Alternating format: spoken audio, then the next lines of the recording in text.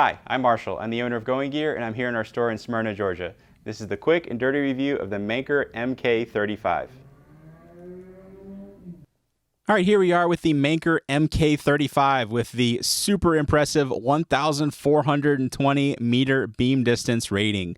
So crazy distance on this super concentrated beam thanks to that relatively small LED. So you've got an XHP 35 high LED down in there, this big, massive, smooth reflector that takes and just super concentrates that beam. And you got that nice glass lens with the anti-reflective coating on there. Stainless steel bezel with some crenulation. So if you have it sitting like that, then you know the light's on if you happen to accidentally turn it on. Bunch of surface area and fins and heat sinking and everything on that light to help dissipate the heat when it's at the max output of 2,550 lumens.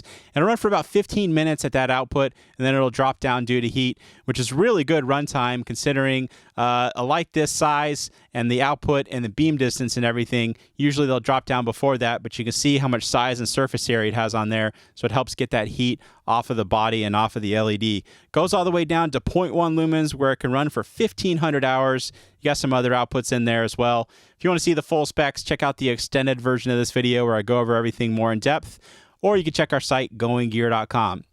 Does not come with batteries. It's powered by 4 18650 batteries, which I already have in there. If you want to get a bundle, check out the site. Check out the link in the description. You can get everything at once. Save a little bit of money. Does not have built-in charging, so you'll need a charger as well. It does have a tripod mount, so you've got a tripod mount on there if you want to have hands-free operation. Put it on a tripod. Have it pointed at something distant. You can use your hands. Side switch on there. We'll talk about the operation. So press that side switch. It'll turn the light on. It'll go into moonlight mode first. So if you just hit that side switch, it's going to default to the lowest output. Keep on pressing it. It'll go up and down and cycle through your different outputs. You do have a memory. So if you press and hold to turn it off, press and hold to turn it back on, you're going to be in your mode memory. Double click from on or off. It'll go into turbo, your highest output, and then tap and it'll go through your special flashing modes of strobe and SOS and beacon, and keep on tapping and it'll start going into your regular modes. You do not have a memory for the special modes, so just keep that in mind. It's just your regular output modes. So that's the interface and everything. There's also a lockout, and there's also the ability to change the moonlight mode output. Again, check out the extended version of that video because that gets kind of in depth. Let's go ahead and take this outside. This is the cool white version. We're also going to take the neutral white version just so you can see what that looks like as well.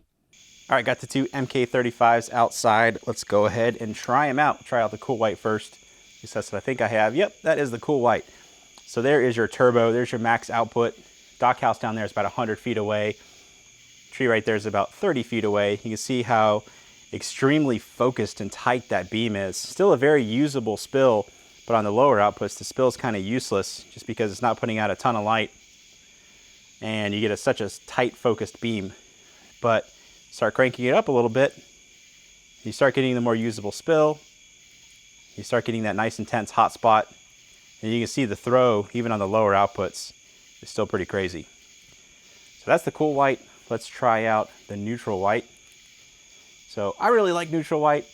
I like the better colors on it. Greens and browns look more green and brown. I don't mind a little bit of a decrease in the output, but if you want max output, cool white, definitely the way to go. But we'll go through the lower outputs on this one as well.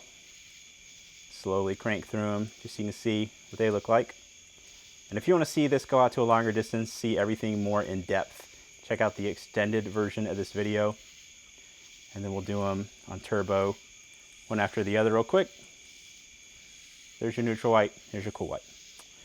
So that is the Manker MK35, pretty awesome distance thrower light. If you like it, you can buy it from me at goinggear.com. As always, get going and start something. Thanks for watching.